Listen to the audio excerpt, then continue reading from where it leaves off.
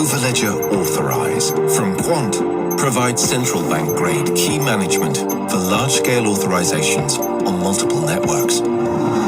Using flexible APIs, Authorize integrates with existing identity management, anti-fraud engines and AI models to authenticate and sign transaction requests. Keys can be generated and stored automatically in proprietary or third-party vaults.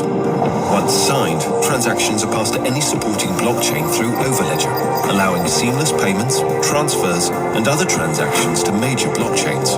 Developers no longer need to code specific cryptographic interfaces to connect every blockchain and key store to every internal system. Authorize does it all.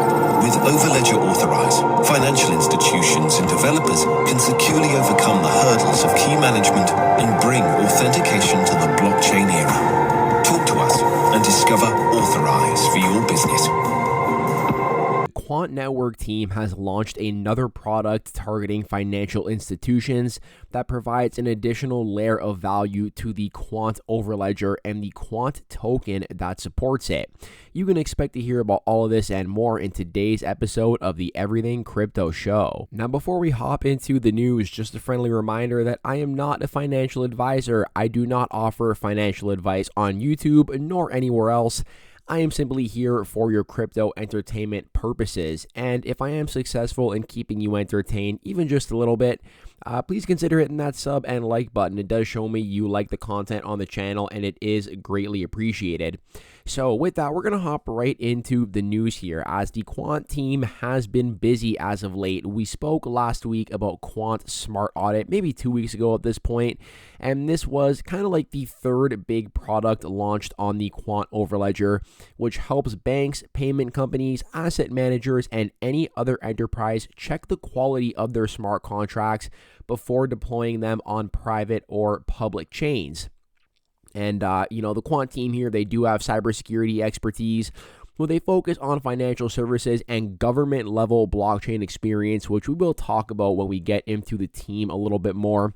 But essentially, this was the third product that the Quant did launch on their Quant Overledger, following the Quant tokenization platform and the Quant bridge platform. Okay, so Quant tokenization basically allows for real-life physical assets to be digitized on the blockchain via the Quant Overledger, and then basically launched on the blockchain of your choice that is supported by this technology. And this supports multiple use cases, right? Like moving just beyond, the CBDCs and the digital currency things, which we do cover most frequently. This does also have other applications, including cross-border and next-gen payment systems, as well as alternative asset digitization like carbon credits, commercial bank tokenized deposits, fund tokenization, and even supply chain monitoring via the blockchain. Now, the second feature that Quant Overledger does have, rather the second product that they have, this is the bridge. And the Quant bridge basically allows you to take these assets that were tokenized via the Quant Overledger and essentially allow you to bridge them to the blockchain of your choice, allowing for interoperability of assets. And it does specifically say here that it does actually allow for the bridging between private and public networks, which is really important in my opinion. It basically means that if a bank does want to launch their very own private blockchain, which I do suspect most of them will want to do, this actually means that you can go ahead and then connect a private blockchain like the one that Citigroup is using, for example, or even JP Morgan's Onyx blockchain, and then use the Quant Overledger to connect it to something like Ethereum, Polygon, Avalanche, or any other blockchain that is supported by this technology. So the first product is the tokenization product. The second one is the bridge product. Now we have the smart audit product here, which is the third. And the fourth one, which was just announced this week, a couple of days back, was the central bank grade key management solution for blockchain transactions. And it says here on their website, we launched a groundbreaking solution today that makes blockchain-based transactions more secure for banks and other institutions. So with the introduction of blockchain and digital assets, existing key management technology can't be used to provide the same level of protection and compliance that is mandated by regulation and security. And Overledger Authorized essentially aims to solve the problem of how banks and institutions can manage and integrate digital asset and blockchain private keys with their existing enterprise key management systems, enabling end-to-end authorization of transactions seamlessly across existing systems and blockchains. And this is massive, okay? This is the whole purpose of what Quant is looking to do. So this product does seem like a very logical launch, in my opinion. And this is the whole gist behind the Quant Overledger, right? Is basically taking existing legacy financial infrastructure and integrating it with the new financial infrastructure that is the blockchain. The Quant Overledger is not a blockchain. It is not a layer 1. It's not a layer 2. It's not boasting some TPS that is supposed to like smoke Ethereum out of the water. The Quant Overledger is simply a piece of technology, a piece of distributed ledger technology that essentially sits on top of these blockchains, allows you to create assets on them, facilitate the interoperability or the transference of these assets between different blockchains, and now they have launched the smart audit contract as well as the key management solution. So it says here, Authorized has recently been stress tested and proven to work in Project Rosalind, a flagship central bank digital currency experiment led by the Bank of England and the Bank for International Settlement. With banks, institutions, and industry participants, they are now making the technology more widely available. And this is a quote right here from founder and CEO Gilbert Verdian himself, saying blockchain technology has the potential to revolutionize banking, but we cannot unlock its true potential without robust and future-proof solutions for cryptographic key management and transaction authorization. This is where Overledger Authorized comes in, bringing central bank grade key management and enterprise transaction signing capabilities to the blockchain ecosystem. By integrating existing enterprise key management systems to seamlessly connect and interoperate with multiple blockchains while maintaining high-grade security compliance, we have secured and simplified the adoption of digital assets for banks, institutions, and enterprise developers. Now, Project Rosalind, you've probably been hearing a lot about this on the channel, or if you are just a fan of Quant in general, and I really can't stress it enough just how important Project Rosalind is to Quant, okay? So Project Rosalind basically was a project designing and implementing a CBDC API and platform and testing use cases for CBDCs with financial services participants built on top of the Quant Overledger. And it is not only limited to the Bank for International Settlements and the Bank of England, although these two names are big enough in my opinion. But we can actually see here they did also work with the Bank of Canada, Barclays, MasterCard, and Amazon, who built and tested new CBDC payment flows on the platform. So clearly Quant is working with some very, very big names in the industry right now, and it is nice to finally see Gilbert Verdian and the Quant team launching some new products here, especially in the bear market as they are building. They know that institutions are bullish on blockchain technology, and clearly they do have the right connections to kind of get their technology in front of some of the biggest institutions in the world.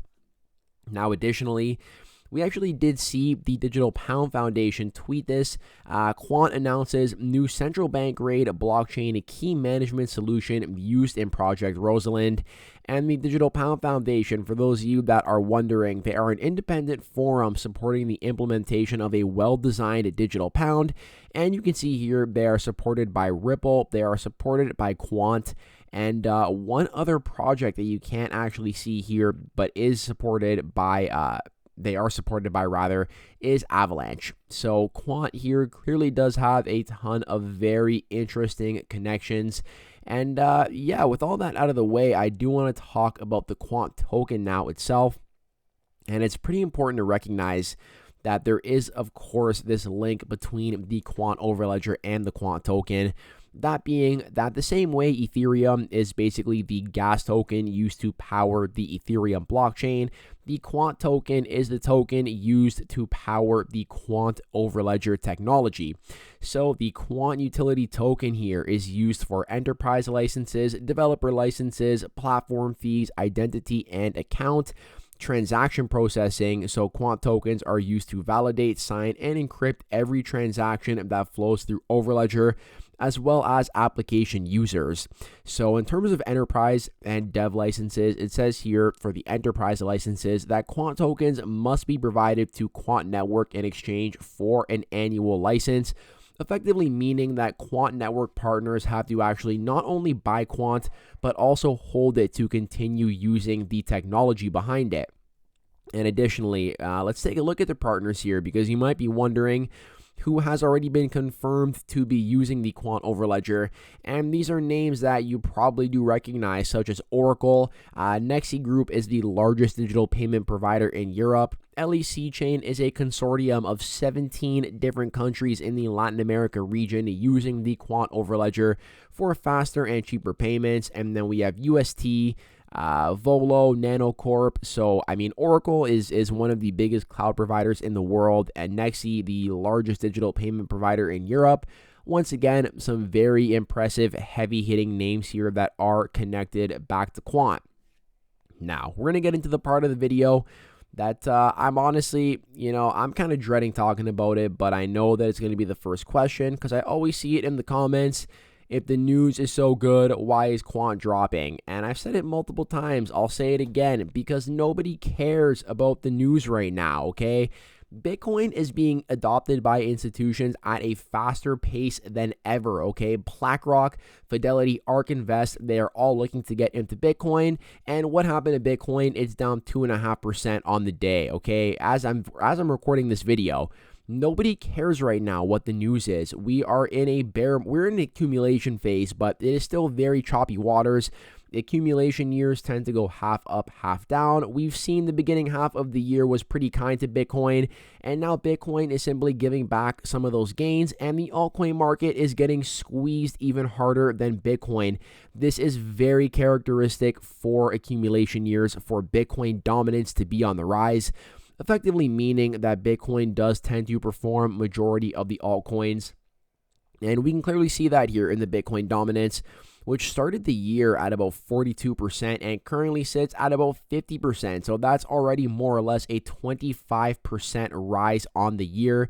And it has also held its bull market support band, effectively indicating that Bitcoin versus altcoins looks better. It doesn't matter what your altcoin is, okay? We can talk about Ethereum, which, the argument can be made that Ether is not exactly an altcoin anymore. I do personally believe it to be a blue chip, but still the king of the altcoin market.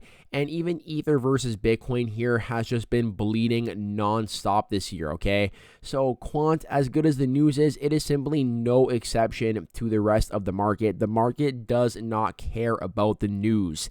And as for what Quant is doing right now, it currently is sitting above the $85 area of support. So I'm simply just keeping an eye on it here to see how it does want to move next. But as always, we are here bringing you the news and keeping you up to date on what is happening here in the cryptoverse. So on that note, I hope you did enjoy the content in today's video.